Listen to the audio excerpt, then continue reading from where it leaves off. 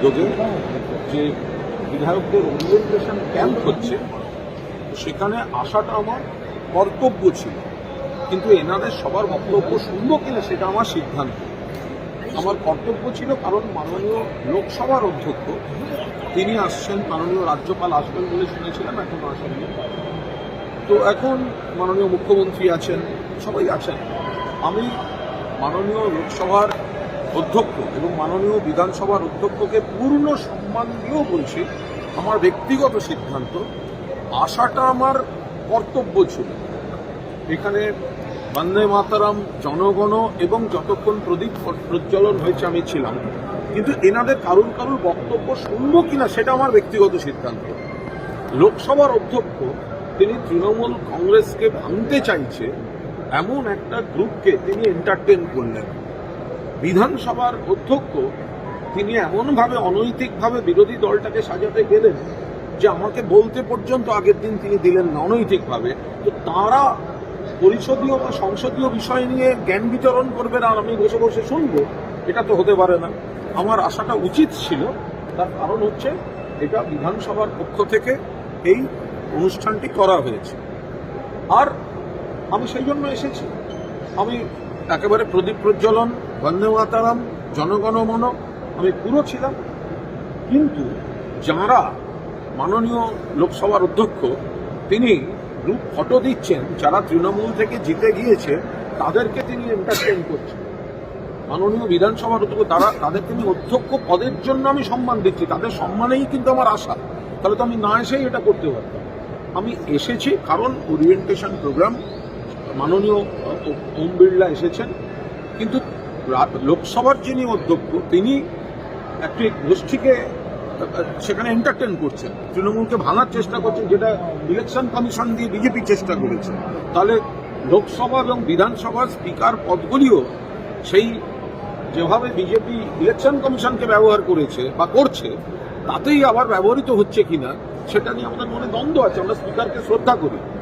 বিধানসভার অধ্যক্ষ তিনি সম্পূর্ণ অনৈতিকভাবে একজন বহিষ্কৃতকে দিয়ে বিধানসভা সাজাতে চাইলেন বিরোধী পক্ষ, যাতে তার চালাতে সুবিধা হয়। আগের দিন আমাকে চক্রান্তমূলকভাবে আমাকে বলতে দেওয়া হলো না। আমি তো অ্যামেন্ডমেন্টে বলেছি, আমি টেকনিক্যাল গ্রাউন্ডে বলেছি, কিন্তু বক্তা তালিকা থেকে আমার চক্রান্তমূলকভাবে আমাকে বাদ দেওয়া হয়েছে। বারবার স্পিকারকে বলেছিলাম, এখন উনি নিরপেক্ষতা শেখাবেন আর আমি বসে বসে শুনবো। আমি সেই কারণে it was my duty to attend this session and it is my decision whether I will listen to them or not. কোনো সম্পর্ক নেই। এটা কি আপনার বেরিয়ে আসাটা কি আপনার প্রতিবাদ বলে? এটা প্রতিবাদ। আমাকে যে স্পিকার বলতে দেননি চক্রান্তমূলকভাবে, যেখানে আমার দলনেতা শোভনদেব চট্টোপাধ্যায় বলছেন কেন আমার নাম দেওয়া হয়েছে, আমি তো কুণাল ঘোষের নাম দিয়েছিলাম। তো সেখানে যখন চেঞ্জ করার অপশন আছে, সেখানে তিনি অপশন করলেন না, কারণ গুন্ডা দমন বিলে যদি কুণাল ঘোষ বলেন সেটা সরকার পক্ষে পছন্দ হবে না। স্পিকার যে স্পিকার দাঁড়িয়ে দাঁড়িয়ে আমার কণ্ঠরোধ করলেন, এখন তিনি সুকণ্ঠে বলবেন আর আমি শুনবো, আমি কেন শুনবো? আমি শুনবো না। কিন্তু আসাটা আমার উচিত ছিল। সংসদীয় বা পরিষদীয় যে পদ্ধতি, তাতে আমার আসা উচিত ছিল, কারণ এটা একটা ওরিয়েন্টেশন ক্যাম্প এবং মাননীয় লোকসভার অধ্যক্ষ আসছেন, মাননীয় মুখ্যমন্ত্রী আসছেন, মাননীয় রাজ্যসভার ডেপুটি চেয়ারম্যান এসছেন, মাননীয় রাজ্যসভার চেয়ারম্যান এসছেন, ডেপুটি চেয়ারম্যান এসছেন, আর মাননীয় আমাদের স্পিকার সাহেব, রাজ্যের বিধানসভা স্পিকার, প্রথম শ্রদ্ধা করি, কিন্তু তিনি আমায় বলতে দেননি তার প্রোগ্রাম আমি শুনবো না। আর লোকসভার অধ্যক্ষ তিনি তৃণমূলকে ভাঙার জন্য তিনি এন্টারটেন করেছেন একটা ব্রেকওয়ে গ্রুপকে, আর রাজ্যের তিনিও একটা গ্রুপকে তিনি মদত দিয়েছেন। আমি তাদের কথা শুনবো কেন? আমি অনুষ্ঠানে এসেছি, আমি বিধায়ক, আমি অনুষ্ঠান বয়কট করিনি, আমি রেজিস্ট্রেশন করিয়েছি, আমি এসেছি, আমি সই করেছি, কিন্তু ওনাদের কাছ থেকে পরিষদীয় জ্ঞান আমি নেব না। Thank you. এটা ঠিক অধিবেশনের বিষয় নয়, এটা আমার নীতিগত নিজের সিদ্ধান্ত। এটা তো অধিবেশনের বিষয় নয়, এটা একটা সংগঠিত সিদ্ধান্ত হবে। এটা আমার মনে হয়েছে যে আমার আসা উচিত, এটা বয়কট করার নয়।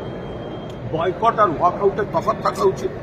বয়কট করার নয়, আমি বয়কট করিনি, কারণ মাননীয় লোকসভার অধ্যক্ষ আসছেন, মাননীয় মুখ্যমন্ত্রী, মাননীয় আমাদের বিধানসভার অধ্যক্ষ তিনি ডেকেছেন। কিন্তু আসাটা যেমন আমার কর্তব্য, আমি ওনাদের কথা শুনবো কিনা সেটা আমার সিদ্ধান্ত। আমার সিদ্ধান্ত আমি শুনবো। after the inaugural process, I am just walking out of this program.